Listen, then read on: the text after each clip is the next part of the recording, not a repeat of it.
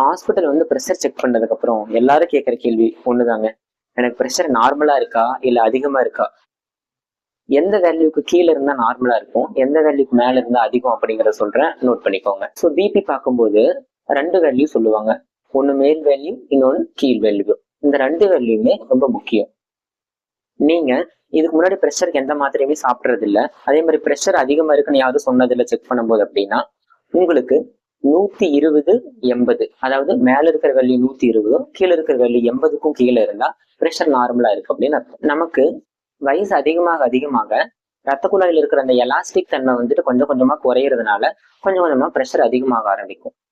அதனால ப்ரெஷர் மேல இருக்கிற வேல்யூ வந்துட்டு 130க்கு கீழேயும் கீழே இருக்கிற வேல்யூ வந்து 85க்கு கீழேயும் இருந்துச்சுன்னா உங்களுக்கு ப்ரெஷர் நார்மலா இருக்குன்னு தான் அர்த்தம். இப்போ மேல இருக்கிற வேல்யூ 130ல இருந்து 140க்குள்ளேயும் கீழே இருக்கிற வேல்யூ வந்துட்டு 85ல இருந்து 90க்குள்ள இருந்துச்சு அப்படின்னா இதை ஹை நார்மல் அப்படின்னு சொல்லுவோம்.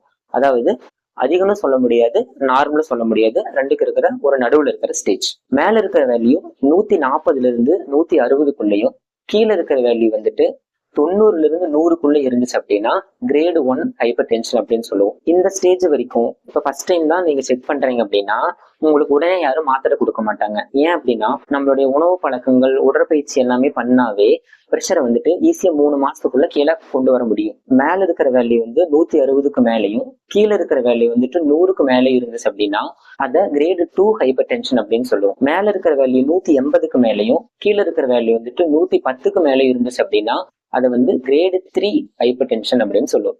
உங்களுக்கு எந்த தொந்தரவுமே இல்லை, எல்லாமே நார்மலா இருக்குங்கிற பட்சத்துல உங்களுக்கு சாப்பாடு முறையை பத்தியும் உடற்பயிற்சி செய்யறதை பத்தி அட்வைஸ் பண்ணிட்டு ஒரு 3 மாசத்துக்கு அதையெல்லாம் ஃபாலோ பண்ணிட்டு வந்துட்டு செக் பண்ணாவே நிறைய பேருக்கு ப்ரெஷர் நார்மலா தானா குறைஞ்சிரும்.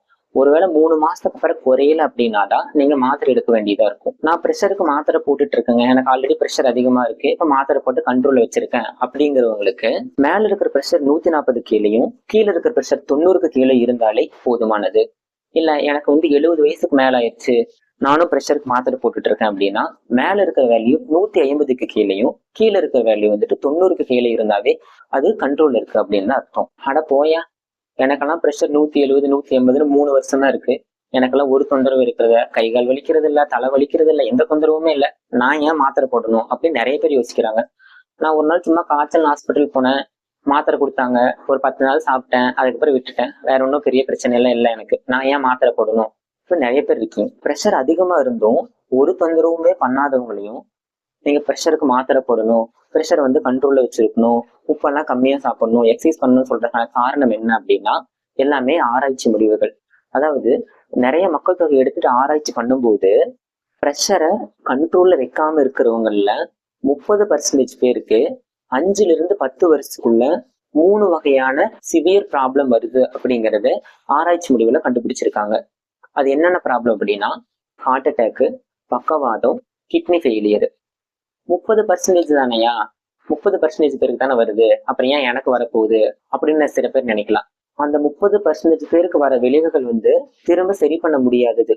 ஒருவேளை உங்களுக்கு பக்கவாதம் வந்துச்சு அப்படின்னா கை காலில் வராம போயிடும்.